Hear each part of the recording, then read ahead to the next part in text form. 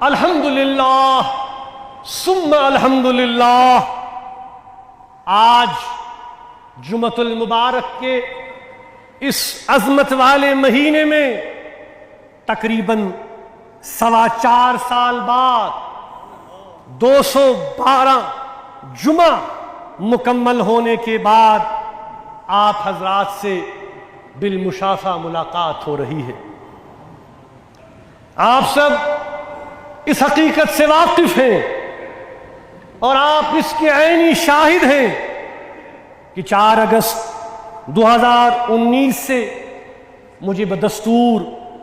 اپنے گھر میں نظر بند کر دیا گیا، اور تب سے آج تک انتظامیہ نے مجھے گھر سے باہر آنے کی اجازت نہیں دی گئی۔ میں اپنی منصبی ذمہ داریاں بحیثیت میرواعظ نہ صرف ادا نہ کر سکا، بلکہ میرے انفرادی حقوق بھی، انسانی حقوق بھی طاقت کے بل پر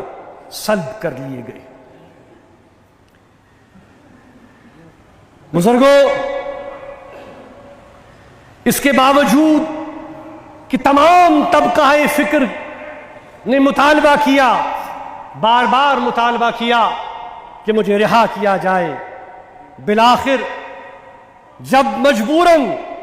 ہمیں عدلیہ تک معاملہ پہنچانا پڑا تو کل بروز جمعرات پولیس کے کچھ سینئر اہلکار مجھ سے ملنے آئے اور مطلع کیا کہ انتظامیہ نے آپ کی نظر بندی ختم کرنے کا فیصلہ کیا ہے اور آپ کو رہا کیا جا رہا ہے، اور کل آپ کو جامع مسجد جانے کی اجازت دی جا رہی ہے۔ الحمدللہ، اللہ کی مرضی سے آج 4 سال سے زائد عرصے کے بعد یہ ممکن ہو سکا ہے کہ جامع مسجد کے اس عظیم، متبرک اور تاریخی عبادت گاہ میں آپ کے درمیان آج حاضر ہوں۔ میرے عزیزوں، اس وقت جو جذبات میرے اندر موجود ہیں وہ الفاظ میں ادا کرنا ممکن نہیں ہے، مگر مجھے یقین ہے کہ ہمارا جو تعلق ہے اس کی بنیاد پر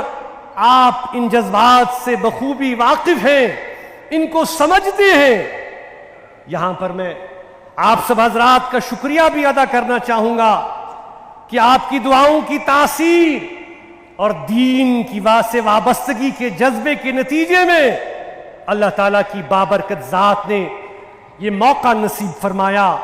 کہ آپ کی دلی تمناؤں کو عملی صورت ملے، اور اس منبر و محراب سے قال اللہ قال رسول اللہ صلی اللہ علیہ وآلہ وسلم اور دعوت تبلیغ کا سلسلہ شروع ہو سکے۔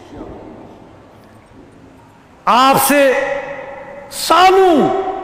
دور رہنا یہ کتنا دشوار مرحلہ تھا میرے لیے، یہ کتنا دشوار وقت گزرا، یہ کوئی اندازہ نہیں لگا سکتا۔ شہید ملت کی شہادت کے بعد یہ میرے لیے مشکل ترین وقت تھا، مگر آپ کے عزم، بلند حوصلوں اور دعاؤں نے میرا ساتھ دیا، اور جو واقعتاً اس دشوار ترین مدت میں میری قوت ثابت ہوا۔ آپ کو میں نے ہمیشہ نہ صرف اپنے قریب پایا، بلکہ آپ حضرات ہمیشہ میری دعاؤں میں شامل رہے، جس طرح سے مجھے یقین ہے کہ میں بھی آپ کی دعاؤں میں ہمیشہ شامل رہا۔ میرے ہم وطنوں، مجھے بخوبی اس بات کا مکمل ادراک ہے کہ 5 اگست 2019 کے بعد جو وقت آپ پر گزرا وہ آسان وقت نہیں تھا۔ دفعات کو ختم کیا گیا، ریاست جموں کشمیر کی انفرادی حیثیت کو نہ صرف ختم کرنے کا اعلان کیا گیا، بلکہ اس ریاست کو ریاستی درجے سے بھی محروم کیا گیا۔ اور اس کو تقسیم کر دیا گیا۔ خطہ لداخ کو جموں کشمیر سے جدا کر دیا گیا اور عوامی رائے کے برخلاف نئے حکم ناموں کو جموں کشمیر کے تنظیم نو قانون کے تحت یک طرفہ فیصلوں کی آڑ میں یہاں کے لوگوں کو کمزور اور بے اختیار بنایا گیا۔ میرے عزیزوں، یہ بات چندہ دہرانے کی ضرورت نہیں ہے کہ منصب میر واعظ دعوت میں یقین رکھتا ہے، مکالمے میں اور دلیل میں یقین رکھتا ہے۔ یہ منصب جو صدیوں سے کار نبوت کا مشن چلا رہا ہے، جہاں لوگوں تک حقیقت پہنچانے کا امین ہے، وہیں پر ارباب اقتدار تک حق بات پہنچانے کا پابند ہے۔ کوئی ثابت کر دے کہ یہ منصب کسی بھی دور میں کسی بھی مکالمے یا مذاکرات سے انکاری رہا ہو، اس منصب نے ہر ایک کو برابر کا درجہ دیا اور مکالمے اور مذاکرات کے ماحول کو پروان چڑھانے کے لیے کڑوے گھونٹ پیے، صعوبتیں اور تکالیف برداشت کی، عظیم قربانیاں پیش کی۔ یہ کوئی ڈکی چھپی بات نہیں ہے،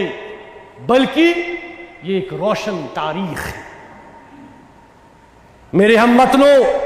گھر میں نظر بند ہونے اور مشکل ترین حالات کے باوجود 2019 کے بعد جب 2020 کے اوائل میں میڈیا اور نشر و اشاعت پر آہستہ آہستہ پابندیاں نرم کی گئیں، حریت کانفرنس نے تب سے لے کر آج تک حالات پر برابر اپنے تشویش کا اظہار مختلف موقعوں پر برملا کیا، مگر چونکہ حریت کے بیانات شائع کرنے سے ہر ایک خصوصی مقامی میڈیا کو روکا گیا تاکہ عوام تک ہماری بات نہ پہنچ پائے۔ آج بھی حالات مختلف نہیں ہیں۔ میرے دوستوں، میرے نوجوانوں، یہ وقت صبر اور تحمل کا ہے، کیونکہ ان حالات میں ہمیں یہ لگ رہا ہے کہ شاید ہماری بات سننے کو کوئی تیار نہیں اور ہمارے لیے کوئی سپیس نہیں ہے۔ ہم چاہتے ہیں کہ ہم ذمہ دارانہ طور دانائی کے ساتھ صبر کا مظاہرہ کر کے اللہ کی ذات میں مکمل یقین رکھ کے جو قادر مطلق ہے، ہمیں ایمان کے ساتھ اسلام کی رسی کو مضبوطی کے ساتھ تھامے رکھنا ہے، اور قرآن مجید ہمیں سکھاتا ہے کہ وَاعْتَصِمُوا بِحَبْلِ اللَّهِ جَمِيعًا وَلَا تَفَرَّقُوا۔ اور میرے بزرگوں، قرآن ہمیں بشارت دیتا ہے کہ بے شک اِنَّ مَعَ الْعُسْرِ يُسْرًا، اِنَّ مَعَ الْعُسْرِ يُسْرًا، کہ بے شک ہر مشکل کے بعد آسانی ہے، ہر مشکل کے بعد آسانی ہے۔ میں اور ہماری کل جماعتی حریت کانفرنس کے ساتھی ہمیشہ سمجھتے ہیں کہ جموں کشمیر کا ایک حصہ بھارت میں ہے، ایک حصہ پاکستان میں ہے، ایک حصہ چین میں ہے، ان کو ملا کر جموں کشمیر بنتا ہے، جو کہ 14 اگست 1947 میں قائم کیا گیا تھا، اور اس روح سے یعنی جموں کشمیر کے منقسم ہونے کی روح سے یہ مسئلہ تقاضا کرتا ہے کہ اس کو حل ہونا چاہیے، جو کہ ایک مسلمہ حقیقت ہے جس کی تصدیق بین الاقوامی برادری بھی کر چکی ہے۔ بہت سارے خاندان بشمول ہمارے اور دوست اس مصنوعی لکیر کے کھینچنے سے تقسیم اور جدا ہو گئے ہیں، ترس رہے ہیں کہ کب ہم ایک دوسرے کو دیکھیں، ان سے ملیں، اپنی خوشیاں ایک دوسرے کے ساتھ منائیں، ایک دوسرے کے غم میں شریک ہوں۔ میں یہاں یہ بات واضح کروں کہ یہ مسئلہ کسی کے لیے علاقائی مسئلہ ہو سکتا ہے، مگر جموں کشمیر کے عوام کے لیے یہ سب سے پہلے انسانی مسئلہ ہے۔ ہمیں علاقائی ذاتی مفاد سے اٹھ کر پہلے انسانی قدروں اور رشتوں کو سمجھنا ہوگا اور مسائل کے حل کے حوالے سے آگے بڑھنا ہوگا۔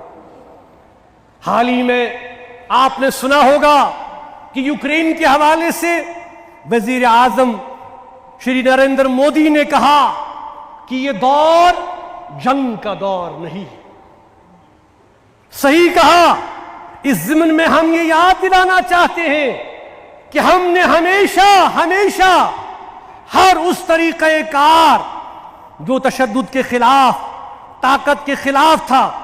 نہ صرف خیر مقدم کیا بلکہ عملی طور پر اس میں شریک بھی ہوئے تاکہ مسائل کا حل مذاکراتی اور مفاہمتی کاوشوں سے نکالا جا سکے۔ ان راستوں پر چلنا ہمارے لیے آسان نہیں تھا، مگر اس حقیقت کو سمجھتے ہوئے کہ مسائل کا حل پرامن ذرائع سے ہی ڈھونڈنا ہوگا تاکہ انسانی جانوں کا ضیاع نہ ہو اور اشتراک عمل سے مسائل کا حل نکالا جا سکے۔ اور اس راستے کو اختیار کرنے سے ہمیں نقصانات بھی اٹھانے پڑے جو کہ آپ سب کے سامنے ہیں۔ افسوس، صد افسوس، ہمیں کبھی علیحدگی پسند کہا گیا، کبھی ملک دشمن کہا گیا، کبھی امن دشمن قرار دیا گیا اور نہ معلوم ہمیں کیا کیا قرار دیا گیا، لیکن ہمارا کوئی ذاتی مفاد نہیں ہے، میرا کوئی پرسنل ایمبیشن نہیں ہے۔ ہم صرف جموں کشمیر کے عوام کے مفادات اور جذبات کی ترجمانی کرتے ہیں جو کہ ہماری ترجیح ہے، اور ہم یہ چاہتے ہیں کہ پرامن ذرائع سے ان کا حل نکلے اور یہاں کے لوگ مزید تکلیف اور قربانیاں نہ دیں۔ ہم عالمی اور علاقائی سماج میں مختلف مذاہب سے تعلق رکھنے والے لوگوں میں ہر سطح پر پرامن ہم آہنگی چاہتے ہیں، اور کشمیر کی تاریخ اس کی مثال پیش کرتی ہے کہ ہم نے ہمیشہ، اس منبر نے ہمیشہ رواداری کے ماحول کو قائم رکھا۔ اسی سوچ کو مد نظر رکھتے ہوئے ہم نے ہمیشہ اپنے پنڈت بھائیوں کو واپسی کی دعوت دی اور اس بات پر زور دیا کہ اسے یہ کوئی سیاسی مسئلے کے طور پر اسے پیش نہ کیا جائے، بلکہ پنڈت برادری کا مسئلہ انسانی مسئلہ ہے۔ ہم سمجھتے ہیں کہ صرف اور صرف اس مسئلے کو حل کرنے سے ہی امن اور ترقی کے ایک نئے دور اور باب کا آغاز ہو سکتا ہے۔ میرے عزیز ہم وطنوں، درجنوں ہمارے سیاسی رہنما، مرد و خواتین مختلف جیلوں پہ سال ہا سال سے پابند سلاسل ہیں۔ ہزاروں کی تعداد میں ہمارے نوجوان بچے، جن میں صحافی، انسانی حقوق کے علمبردار، وکلاء، ٹریڈرز، قید و بند کی صعوبتیں برداشت کر رہے ہیں۔ جتنا جلد ہو سکے ہم ان کو رہا دیکھنا چاہتے ہیں۔ ان کے گھر والے ان کی بگڑتی صحت کی وجہ سے پریشانیوں میں مبتلا ہیں۔ آخر پر میں یہاں خصوصاً اپنے نوجوانوں سے مخاطب ہوں کہ اپنے جذبات کا ہمیں کہ آپ سب کے جذبات کا مجھے بے حد احترام ہے، پر گزارش یہ ہے کہ آپ صبر، عزم اور ہمت سے کام لیں اور توکل کی رسی کو تھامے رکھیں۔ حالات انشاءاللہ ہمارے حق میں ضرور بہتر ہوں گے۔ میرے لیے میرا نوجوان میرا اصل قومی سرمایہ ہے۔ میں چاہتا ہوں کہ اسلام کی روشنی میں میرا نوجوان اپنی نشو و نما کے لیے ہمیشہ کوشاں رہے اور اپنا تعلق اللہ اور اللہ کے رسول صلی اللہ علیہ وسلم سے مضبوط کرے۔ اسی میں ہماری بقا کا راز مضبر ہے۔ آخر پر میں یہاں ان سب حضرات جن میں علماء کرام، مذہبی انجمن کے ذمہ داروں، سیاسی شخصیات، تاجر برادران، سول سوسائٹی سے وابستہ ارکان اور جموں کشمیر کے مختلف خطوں سے رکھنے والے با اثر حضرات جنہوں نے بہت مواقع پر میری رہائی کا مطالبہ کیا اور دہرایا یہ مطالبہ، ان کا دل کی عمیق گہرائیوں سے شکریہ ادا کرتا ہوں۔